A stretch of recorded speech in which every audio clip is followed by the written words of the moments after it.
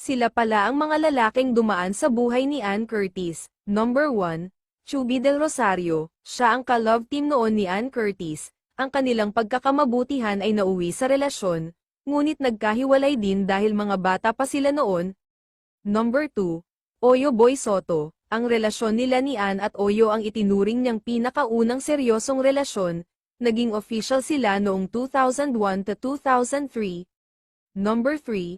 Richard Gutierrez. Nagkasama sila noon sa isang movie at naging official sila noong 2003 hanggang 2004. Number 4. Paulo Araneta. Magkarelasyon sila ng mahigit 2 taon, naging sila noong 2005 to 2007, ngunit nagkahiwalay din. Number 5. Sam Milby. Ibinahagi noon ni Ann na si Sam Milby ang labis na iniyakan niya noon. Nagtagal ang kanilang relasyon ng 4 na taon at nagkahiwalay umano sila, dahil hindi pa daw sila matured noon at bata pa. Number 6.